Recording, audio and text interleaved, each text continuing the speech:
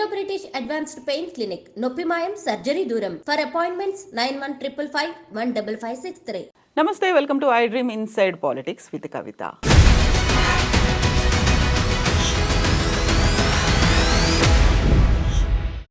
కేసీఆర్ కూతురు ఎమ్మెల్సీ కవిత మళ్ళీ రాజకీయంగా తెర ముందుకి వచ్చినట్టుగా కనిపిస్తోంది. గత 3 రోజులుగా పొలిటికల్ యాక్టివిటీలో చాలా బిజీగా కనిపిస్తున్నారు ఎమ్మెల్సీ కవిత. సో బీఆర్ఎస్ సోషల్ మీడియాను చూసినా, కవిత అభిమానుల దగ్గర నుంచి చూసినా షీ ఈజ్ బ్యాక్ అనేటువంటి మాటలు వినిపిస్తున్నాయి. కవిత నెక్స్ట్ స్టెప్ ఎలా ఉండబోతోంది, ఏం జరగబోతుంది? మనతో పాటుగా ఉన్నారు పొలిటికల్ అనలిస్ట్ ప్రకాష్ గారు. నమస్కారం అండి. సో కవిత బయటికి వచ్చిన తర్వాత, కేసీఆర్ గారిని కలిసిన తర్వాత ఆల్మోస్ట్ తన హెల్త్ ఇష్యూస్ కావచ్చు, మిగతావన్నీ కావచ్చు, ఒక 3 months గ్యాప్ అయితే తీసుకున్నారు. రాజకీయాలకు కావచ్చు, సోషల్ మీడియాకి కావచ్చు, అన్నిటికీ దూరంగా ఉన్నారు. సడన్గా అదానీ ఇష్యూ వచ్చిన తర్వాత తను ట్వీట్ చేశారు. ఆ తర్వాత బీసీ కమిషన్కి ఒక కంప్రహెన్సివ్ రిపోర్ట్ ఇస్తాము అంటూ తెలంగాణ జాగృతి తరఫున వివిధ సంఘాలతో సమావేశమయ్యారు. అండ్ ఈ రోజు కూడా చూస్తే నిమ్స్ హాస్పిటల్కి వెళ్ళారు. వాంకిడికి చెందినటువంటి విద్యార్థులు అస్వస్థతకు గురై హాస్పిటల్ పాలయ్యారు అనే దానికి సంబంధించి క్వశ్చన్ చేస్తున్నారు తను. సో నెక్స్ట్ ఎలా స్టెప్ ఉంటుంది అనుకుంటున్నారు మీరు?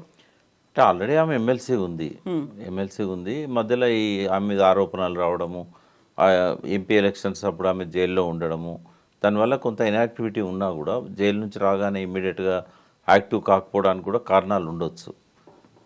ఏదున్నా కూడా తెలంగాణలో ఒక డైనమిక్ లీడర్గా కవితకు ఒక గుర్తింపు ఉంది. ఆమె ఏ జిల్లా పోయినా క్రౌడ్ వస్తుంది, ఆమె అభిమానులు ఉన్నారు. ఆమె పొలిటికల్ ఎంట్రీ అనేది బిగినింగ్లో టీఆర్ఎస్ పార్టీ పరోక్షంగా సహకరించినా కూడా జాగృతి అనే ఒక ఇండిపెండెంట్ ఆర్గనైజేషన్ ద్వారా వచ్చింది.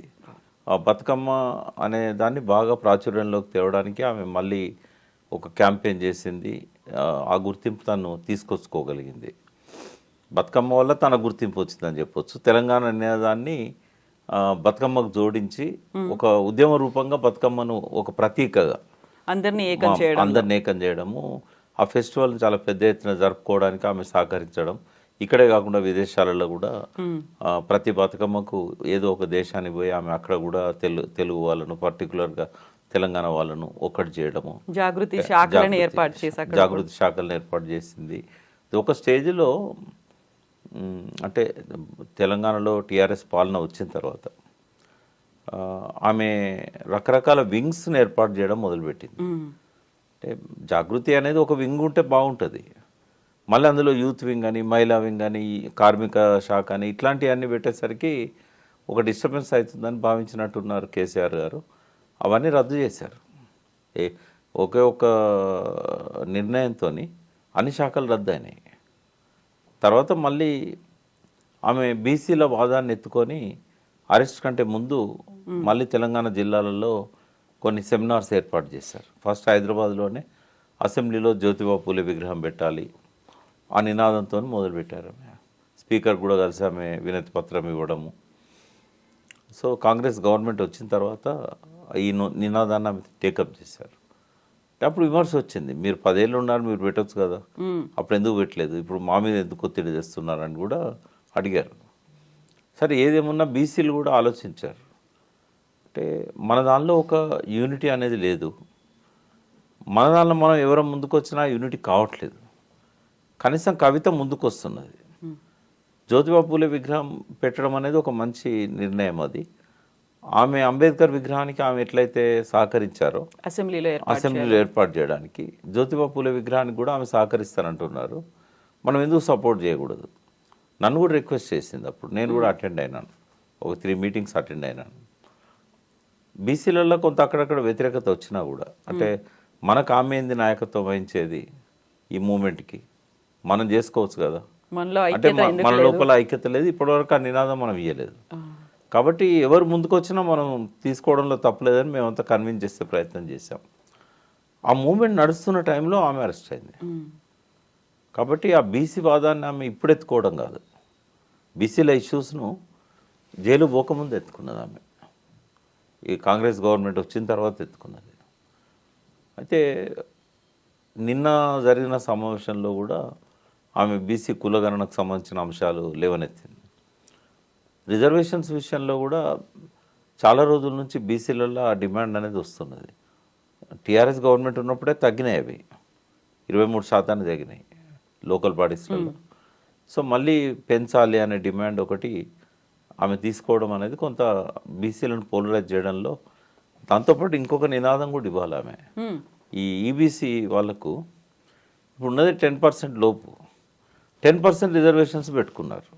మోడీ గవర్నమెంట్ నిర్ణయం తీసుకున్నది, దాన్ని చాలా రాష్ట్రాలు అమలు చేస్తున్నాయి. అలా తెలంగాణ గవర్నమెంట్ కూడా గతంలో కేసీఆర్ గారు ఉన్నప్పుడే దాన్ని అమలు చేసే ప్రక్రియ మొదలైంది. తమిళనాడు పోతే మొన్న మేము తెలుసుకున్నది ఏంటంటే ఆ గవర్నమెంట్ దాన్ని ఒప్పుకోవట్లేదు. ఇప్పుడు బీసీలలో అది ఒక ప్రధానమైన డిమాండ్గా ముందుకు వస్తున్నది.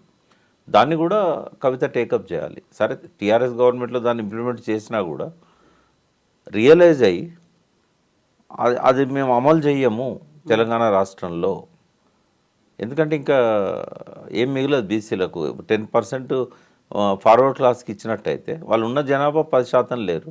ఆ 10%కి 10% రిజర్వేషన్స్ ఇచ్చినట్టయితే ఇప్పుడు ఏం జరుగుతుందంటే బీసీ క్యాండిడేట్కి 60% పైన మార్క్స్ వచ్చినా కూడా 35% వచ్చిన ఈ ఫార్వర్డ్ క్లాస్ వాడు ఈబీసీ రిజర్వేషన్ పెట్టుకొని కొట్టుకుపోతున్నాడు.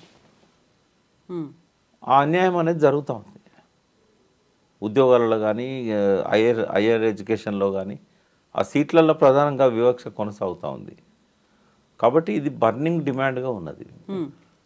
కవిత గారు కులగణన దానికి సంబంధించిన రిపోర్ట్తో పాటుగా ఈ డిమాండ్ తీసుకున్నట్టయితే బీసీలంతా కూడా పోలరైజ్ అయ్యే అవకాశం ఉంటుంది, కలిసి పనిచేసే అవకాశం ఉంటుంది ఆమెతోని. ఇప్పుడు రిజర్వేషన్లలో బీసీలకు సంబంధించి అంటే లోకల్ బాడీస్లో బీసీల రిజర్వేషన్ను కూడా పెంచాలి అనేటువంటి ఒక డిమాండ్ చేయబోతున్నాను, బీసీ కమిషన్ని కలుస్తాను అనేది కూడా తను ట్వీట్ చేశారు. అదే అది కూడా ఇంపాక్ట్ ఉంటుంది ఇప్పుడు, ఎందుకంటే నెక్స్ట్ వచ్చేది ఎలక్షన్స్ అవే కదా లోకల్ బాడీస్. సరే ఇక్కడ మనం సబ్జెక్టివ్గా చూడాల్సింది ఏంటంటే మళ్ళీ కవిత యాక్టివ్ అవుతున్నది. అవును, మళ్ళీ కవిత యాక్టివ్గా పాలిటిక్స్లోకి రావడం వల్ల అది బీఆర్ఎస్కి అనుకూలంగా లాభించే అంశం. అది ఆమె ఒక అగ్రెసివ్ లీడర్. జైలు పోవడం వల్ల పెద్దగా మసకబారిందని నేను అనుకోను, ఎందుకంటే అదేమీ ఆరోపణలు పెద్దగా రుజువు కాలేదు. వీళ్ళు ఎన్ని ఆరోపణలు చేసినా బెయిల్ కోసం బీజేపీతో కుమ్మక్క అయిందన్నా ఏమైనా జనమేం నమ్మలేదు, అది వాస్తవం కాదని చెప్పి అనుకున్నారు. కాబట్టి తాత్కాలికంగా ఆమె రాజకీయ కార్యక్రమాలకు తెరబడ్డది, కానీ ఒక 6 నెలలు 8 నెలలు శాశ్వతంగా ఆమె ప్రతిభ మసకబారిందని అయితే నేను అనుకోవట్లేదు. మళ్ళీ ఆమెకు పునర్వైభవం ఉంటుంది తెలంగాణ పల్లెలలో కానీ పట్టణాలలో కానీ. ఆమె ఆ పాత సెక్షన్ అంతా మళ్ళీ యాక్టివేట్ చేసి జాగృతి పక్షాన ఆమె కనుక మళ్ళీ సంస్థను బలోపేతం చేసి ఒక బీసీల డిమాండే కాకుండా సాంస్కృతిక పరమైన డిమాండ్స్ని కనుక ముందు పెట్టుకొని, మనం చాలాసార్లు అనుకున్నాం తెలంగాణలో ఒక సాంస్కృతిక విప్లవం రావాల్సిన అవసరం ఉన్నది. ఆ పని చేయలేదు కాబట్టి కేసీఆర్ గారు చిన్న చిన్న అపోహలతోనే అనుమానాలతోనే ఆయన ప్రభుత్వాన్ని పోగొట్టుకున్నాడు. ఒకసారి ప్రజల మనసులలో ఆ రకమైన ప్రక్షాళన జరిగినట్టయితే రాబోయే రోజుల్లో తెలంగాణకు లాభం, అది ఆ మూమెంట్ నడిపిన నాయకులకు వాళ్ళ క్రెడిబిలిటీ పెరుగుతుంది. కాబట్టి ఆ అవకాశం కవితకు ఉంది.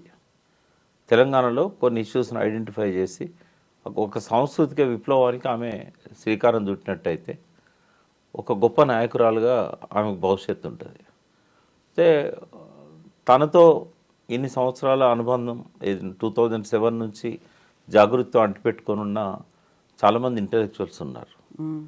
వాళ్ళని మళ్ళీ గ్యాదర్ చేసి అసలు తెలంగాణ ప్రజలల్లో ఆ మానసిక చైతన్యాన్ని పెంచడానికి ఏ అంశాల మీద పనిచేయాలి. కులం అనేది ఒక అంశం, చాలా అంశాలు ఉన్నాయి. మహిళలకు సంబంధించిన అంశాలు కూడా చాలా ఉంటాయి సాంస్కృతిక పరమైనవి. సో పండుగలకు ఇప్పుడు మళ్ళీ దాన్ని ఏదో ఐకాన్ లాగా బతుకమ్మలు ఇట్లాంటివి చేసే అవకాశం లేదు. కానీ సాంస్కృతిక పరమైన ఇష్యూస్ ఇంకా చాలా ఉన్నాయి. మన తెలంగాణ సంస్కృతిలో ఉన్న కొన్ని మంచి లక్షణాలను బయటికి తీసే అవకాశాలు ఉన్నాయి. ఇవన్నీ కనుక ఆమె చేయగలిగితే మళ్ళీ ఒక గొప్ప పునర్వైభవాన్ని ఆమె తీసుకురాగలుగుతారు. జాగృతిని ఇంకో పాటలో ఆమె సక్సెస్ఫుల్గా మళ్ళీ రీలాంచ్ చేయగలుగుతారు. అప్పుడేమో బతుకమ్మతో జాగృతి ప్రజల మనసుల్లోకి వచ్చింది. ఇప్పుడు ఆ సాంస్కృతిక చైతన్యాన్ని ఇచ్చే విధంగా ఏది అవసరం ప్రజలకు. ఫర్ ఎగ్జాంపుల్ నేను కొన్ని చెప్తాను మీకు. ఇప్పుడు మూఢనమ్మకాలు ఇంకా గ్రామాలలో ఉన్నాయి. ఆ మూఢనమ్మకాలు తగ్గుతాయి అనుకున్నాం. ఎడ్యుకేషన్ పెరుగుతున్నా కూడా మూఢనమ్మకాలు కూడా పెరుగుతున్నాయి. చదువుకున్నవాడు కూడా ఆ నమ్మకాలను అట్లే అంటిపెట్టుకుంటున్నాడు. చదువుతో విజ్ఞానంతో పోవాలి కదా, పోవడం లేదు. అవి ఇప్పటికి మంత్రగత్తెలు అని చెప్పి దాడులు చేయడము, అనుమానాలు పడడం, అపోహలు పడడం, వైద్యాన్ని పక్కకు పెట్టి నాటు మందులకు ఇట్లాంటి వాటికి ప్రాణాలను బలి చేసుకోవడము, ఆరోగ్యపరమైన సమస్యలు, మానసికపరమైన సమస్యలు, సైకలాజికల్ ఇష్యూస్, ఇట్లాంటివన్నీ కూడా. తర్వాత మానవ సంబంధాల కంటే ఆర్థిక సంబంధాలకు ఎక్కువ విలువ ఇచ్చే పరిస్థితి. అది తెలంగాణ కల్చరే కాదు అది, బట్ అది పక్క ప్రాంతాల నుంచి వచ్చిందో ఏమో కానీ అది ఇప్పుడు తెలంగాణలో అది పెరుగుతూ ఉంది. తర్వాత స్త్రీని గౌరవించే సంస్కృతి, భారతీయ సంస్కృతిని పునరుద్ధరిస్తా అన్న ఆర్ఎస్ఎస్ కానీ మోడీ కానీ చేయలేని పనులు అవి. తర్వాత ఇవాళ వస్తున్న ప్రత్యామ్నాయ సంస్కృతి ఏదైతే స్టార్ కల్చర్ ఉందో, ఈ కల్చర్కి అగెనిస్ట్గా విద్యార్థులను చిన్న వయసులో ఉన్న పిల్లల దగ్గర నుంచి పెద్దవాళ్ళ దాకా ఒక ప్రత్యామ్నాయ సంస్కృతి పేరుతోని విష సంస్కృతి మన మీద ఎట్లయితే ప్రతిరోజు సెల్ ఫోన్ల ద్వారా కానీ ఈ శాటిలైట్ ఛానళ్ళ ద్వారా కానీ మన మీద విశృంఖలంగా దాడి చేస్తున్నదో దానికి వ్యతిరేకమైన పోరాటంతో అది పోద్దని నేను అన్నాను. కానీ ఒక భావజాల వ్యాప్తి జరగాల్సిన అవసరం ఉంది, మళ్ళీ జాగృతం చేయాల్సిన అవసరం ఉన్నది. అంటే జయశంకర్ గారు ఒక చనిపోయే ముందు ఒకసారి డిస్కషన్లో నాతో అన్నారు, ఈ కవిత ఎక్కువ పాలిటిక్స్ మీద కాకుండా ఇటువైపు దృష్టి పెడితే బాగుంటుంది. ఎట్లయితే ఆమె జాగృతి పేరుతోని బతుకమ్మ ఇట్లాంటి ఐకాన్స్ని తీసుకొచ్చి ఉద్యమాన్ని జోడించిందో, తెలంగాణ వచ్చిన తర్వాత కూడా ఈ కృషి కొనసాగాల. She is the right person అని చెప్పాడు ఆయన. నేను రాశాను కూడా ఆర్టికల్ అప్పుడు ఆయన చనిపోయినప్పుడు, తెలంగాణ రాలేపటికి 2011లో కవిత గురించి రాశారు, ఆయన చెప్పింది రాశాను నేను. అంటే ఆ వైపుగా కవితను ఎదగాలని కోరుకుంటున్నాం. అట్లాంటి ఇష్యూస్ తీసుకొని ఆమె ఒక ఐకాన్ లాగా డెవలప్ కావాలి. తండ్రి తాడు బిడ్డగా రాజకీయాలలో ఏం మాట్లాడినా కూడా ఆమె విలువ అనేది ఒక స్టేజ్కి వచ్చి అక్కడ ఆగిపోతుంది. బట్ ఈ పని చేస్తే తండ్రి కంటే ఎక్కువగా ఎదిగే అవకాశం ఆమెకు వస్తుంది. ఈ మంత్రి పదవులు, ముఖ్యమంత్రి పదవుల మీద ఆశలు పక్కకు పెట్టి అది కాదు టార్గెట్, అది అట్లా చేయకూడదు. ఇప్పుడు ఒక రోల్ కావాలి. ఆమె కొంత దూరం అందులో ప్రయాణం చేసింది కాబట్టి she is the right person.